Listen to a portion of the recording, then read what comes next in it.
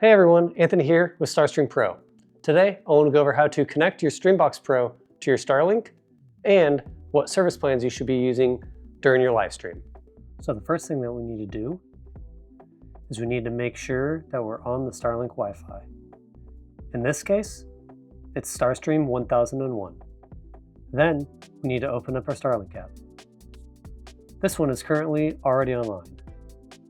You can see that there's one device connected already, which is the iPhone that we're currently on. Now click on the subscription plan and you'll see that we already have the Global Priority subscription. If you need to change the service plan and you don't already have the Global Priority subscription, you can change that here. You go to Change Plan here, and it'll give you a list of different service plans.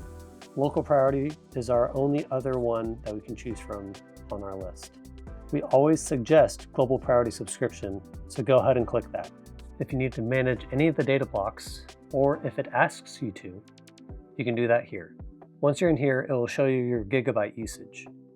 Usually for most of our users, we recommend 50 gigabytes.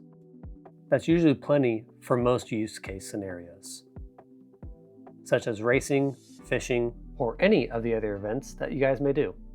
If you need to confirm it, slide the bar at the bottom of the screen.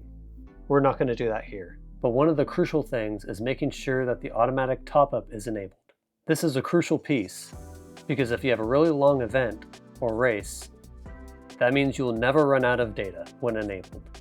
So we always suggest going into automatic top-up and making sure this feature is enabled or toggled on. And what that does is if you ever run over your 50 gigabyte limit or whichever limit you have, it will automatically bill you the little bit of extra data that you use during your event. So as long as you have a Global Priority subscription and you have automatic top-up enabled, you should be good to go. The next activity we're going to do is show you how to connect the Starlink to your Streambox Pro. Every single Streambox Pro has an ID and password on the side.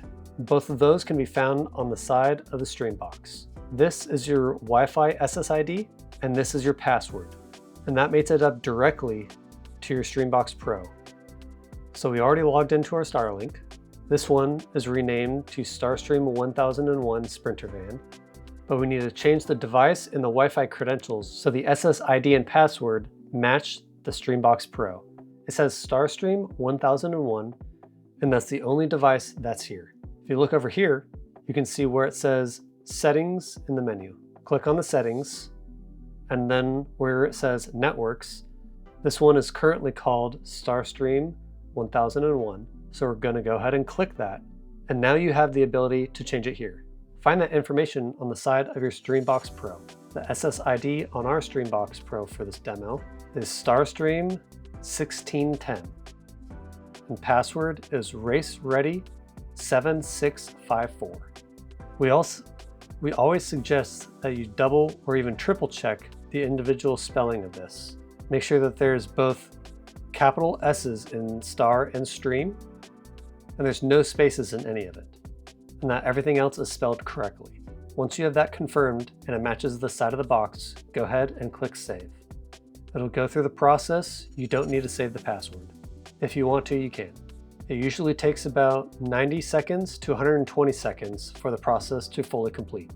While we wait for that, we will speed this process up and we'll continue to the next steps. Once the Starlink has rebooted, you'll notice that the old connection is no longer available. So you're going to want to look for the new connection.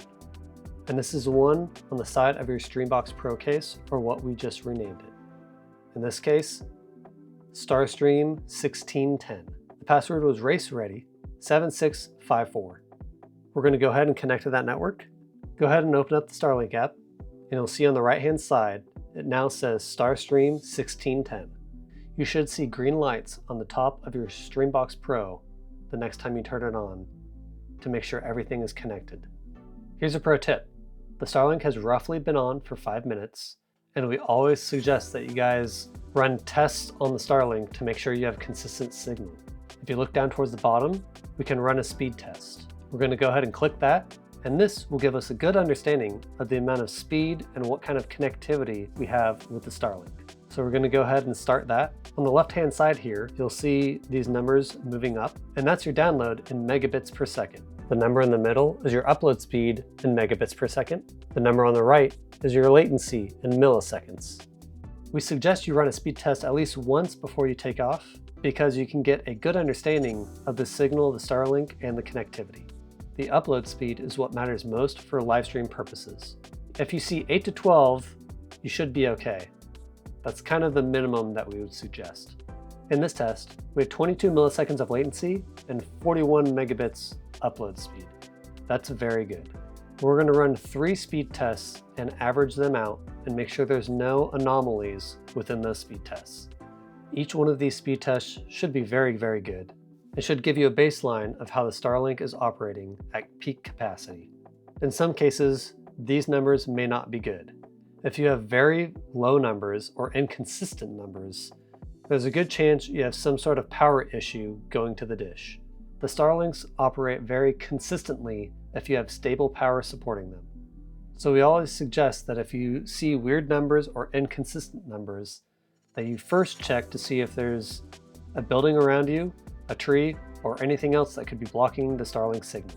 If there isn't anything obscuring the dish and you have a clear view of the sky, you may have low voltage or amperage going from your vehicle to the Starlink dish itself, and it is not providing enough power. If this is the case and you are not savvy with electronics, we highly suggest you seek professional help to figure out what may be causing this issue within your vehicle. You will want to run many different tests to find out what could be causing the voltage or amperage drop to the dish. As you can see, the numbers have been pretty consistent and we're happy with this. The final check we're going to do is make sure that the lights on top of the Streambox Pro go from red to green, indicating that we are connected to the Starlink. The way we can check this is going to the Starlink app, and we have one device that's connected. It is this iPhone. If we turn on the Streambox Pro, the light should start out red, then turn to green, just like we showed you. It usually takes roughly 30 to 45 seconds for the Streambox Pro to be able to establish a connection to the Starlink. Sometimes it's significantly faster, but from our testing, it's usually around that 30 to 45 second mark. Once the Streambox Pro has connected to the Starlink, if you go down to the network tab, you should see 3 devices pop up now. Go ahead and click on that. If you look down here, you'll see Starstream 1610 channel 1 and Starstream 1610 channel 2. Now that we see those, we have connected successfully. So that means we have a good connection to the actual Starlink dish. It gives you some statistics down here at the bottom to make sure you have a good connection.